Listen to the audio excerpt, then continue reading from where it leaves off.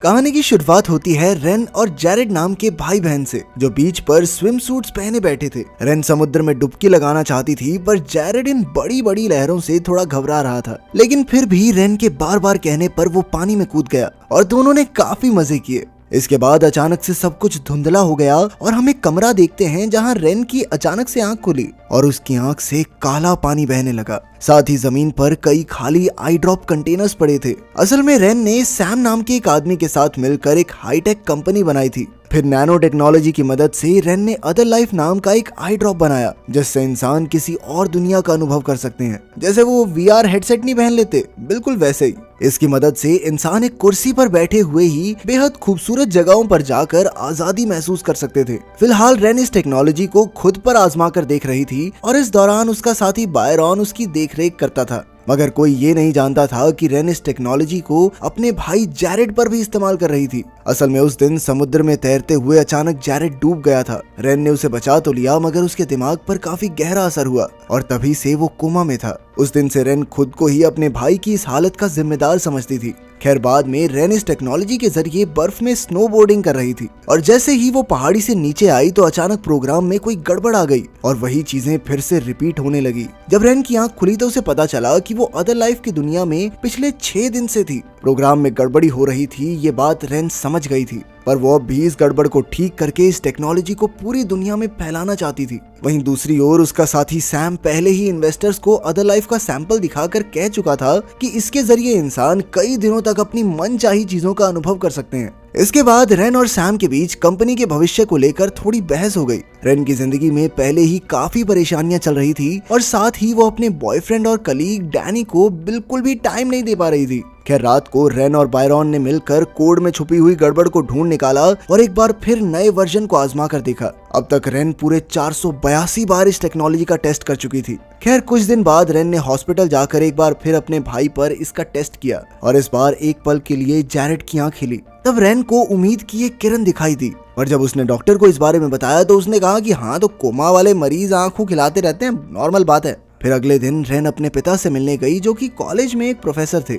Rain other life के जरिए Jared को कोमा से बाहर लाना चाहती थी। उसने कहा कि गलत कोड की वजह से टेक्नोलॉजी में गड़बड़ी हो रही है, पर उसके पिता उससे सहमत नहीं थे। तब रेन ने गुस्से में कहा कि वो तो जैरेड को ठीक होते हुए देखना ही नहीं चाहते, लेकिन उसके पिता बिना कुछ कहे चले गए। बाद में ऑफिस में सैम और बायरॉन ने देखा कि रेन ने कोड में जितने नैनाइट्स बताए थे उससे कहीं ज्यादा इस्तेमाल हो रहे थे। उन्होंने रेन से पूछा कि वो इस टेक्नोलॉजी को इतना शक्तिशाली क्यों बनाना चाहती है, तो रेन ने मना कर दिया कि ऐसा कुछ नहीं है, अभी तो बस एक्सपेरिमेंट चल रहे हैं। थोड़ी देर बाद सैम और रेन अकेले थे तो सैम ने कहा कि क्यों ना वो सरकार को ये टेक्नोलॉजी बेच दें ताकि इसे वर्चुअल जेल की तरह इस्तेमाल किया जा सके। इस टेक्नोलॉजी से कैदियों को कई सालों तक उनके दिमाग में ही कैद कर दिया जाएगा, जबकि असल जिंदगी में सिर्फ 1 मिनट ही गुजरा होगा। लेकिन रेन को ये आइडिया कुछ खास पसंद नहीं आया। इसके बाद वो बिल्डिंग से निकली तो उसे डैनी मिल गया। उन्होंने रात साथ गुजारी और बाद में रेन ने उसे अदर लाइफ के जरिए स्नोबोर्डिंग करवाई, जिसमें डैनी को बहुत मजा आया। इसके बाद रेन तैयार होने चली गई और डैनी ने एक आई ड्रॉप अपनी आंख में डाल ली,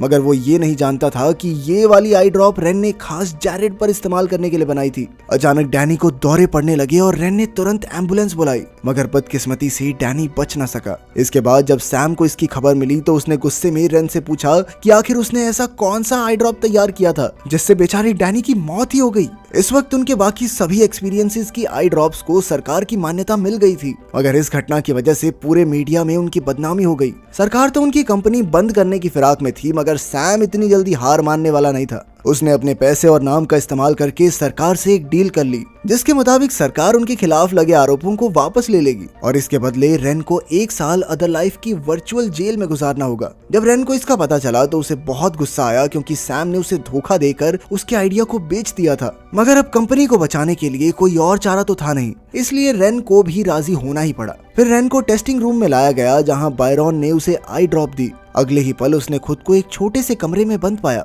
वहाँ पानी, खाना, एक मैट, टेबल, पेन और एक टॉयलेट भी मौजूद था और रेन कसरत करके खाना खा के टेबल पर अपने मन की बातें लिखकर किसी तरह समय काटने लगी। इस कमरे में एक स्क्रीन भी थी जहां उसका जेल में बिताया समय दिखाई देता था। पहले कुछ दिन तो रेन को डैनी और जैरेड की याद ने कमजोर बना दिया, पर फिर बाद में उसने सोचा कि वो अपने भाई को अदर लाइफ के जरिए असलियत में वापस जरूर ले आएगी। आखिरकार 1 साल बीत गया और अब रेन असल जिंदगी में वापस जाने वाली थी। मगर ये क्या, स्क्रीन फिर से 0 हो गई और समय फिर चल पड़ा। उसके पैरों तले जमीन खिसक गई और तब ये समझ आया कि उसके बाहर जाने का कोड खराब हो गया था। वो परेशान होकर आसपास की चीजें तोड़ने लगी। कुछ ही देर में उसे दरवाजे पर थोड़ी जगह दिखाई दी तो वो उसे तोड़कर बाहर आ गई। उस कमरे से बाहर रेन एक स्टोरेज रूम में पहुंची जहां खाना और पानी था और साथ ही एक मॉनिटरिंग रूम भी था जहां से उस पर नजर रखी जाती थी। तब उसे एहसास हुआ कि उसे अदर लाइफ में नहीं बल्कि असल जेल जैसे कमरे में कैद किया गया था। तभी अचानक एक गार्ड वहां आ गया, पर रेन तुरंत वहां से भाग निकली। उसने किसी की गाड़ी चुराई और इस इलाके से बाहर आ गई।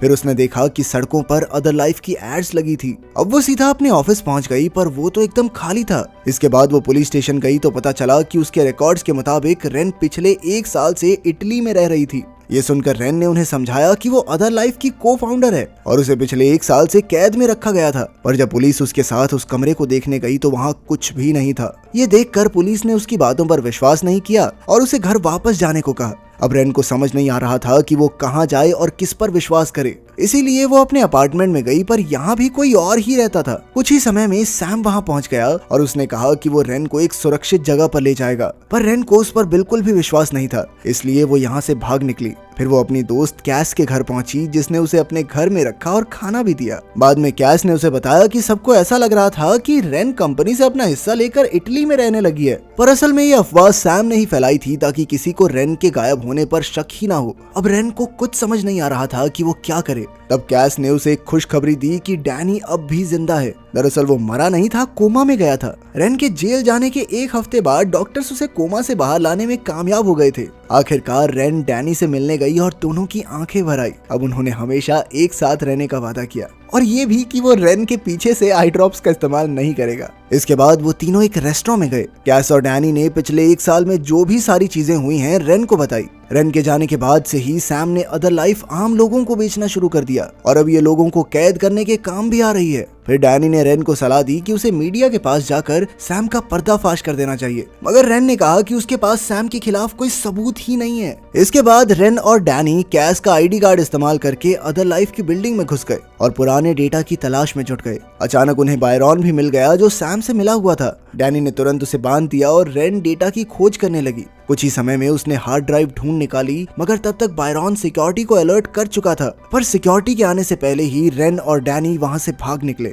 इसके बाद वो गाड़ी में जा रहे थे तो रेन ने कहा कि उन्हें केमिकल बनाने के लिए प्रिंटर की जरूरत होगी, पर शहर के सभी अदर लाइफ ऑफिसेज में हाई अलर्ट था, इसीलिए वो वहां तो नहीं जा सकते। तभी अचानक रेन को याद आया कि उसने एक प्रिंटर जंगल में बने अपने पिता के घर पे रखा था, इसलिए वो तुरंत ही जंगल की ओर निकल पड़े। वहां जाकर उन्होंने देखा कि घर एकदम खाली था और रेन काम पर लग गई। उसने पूरी रात जागकर केमिकल बनाया और फिर बीच में ही सो गई। फिर अगली सुबह रेन के पिता घर आए तो रेन ने उन्हें सब सच बता दिया। इस बार उन्होंने भी रेन की मदद करने का फैसला किया। अब रेन दोगुने जोश के साथ काम पर जुट गई और थोड़े ही समय में उसने अदर लाइफ का एडवांस प्रोटोटाइप बना लिया। अब वो बिना समय गवाए हॉस्पिटल पहुंची और ये ड्रग अपने भाई को दिया। तभी मानो चमत्कार हो गया और जैरेड जाग उठा, जिससे रेन बेहद खुश हुई। पर तभी अचानक जैरेड को दौरे पड़ने लगे और जब मामला काफी बिगड़ गया तो रेन ने खुद ही प्लग निकालकर जैरेड को एक आसान मौत दे दी। तभी अचानक रेन को जोरदार चक्कर आने लगे और उसने सुना कि बायरॉन उसे चिल्ला चिल्ला कर उठा रहा है। तब ये खुलासा होता है कि असल में रेन कभी जेल से भागी ही नहीं, बल्कि वो तो अदर लाइफ टेक्नोलॉजी का एक ग्लिच था।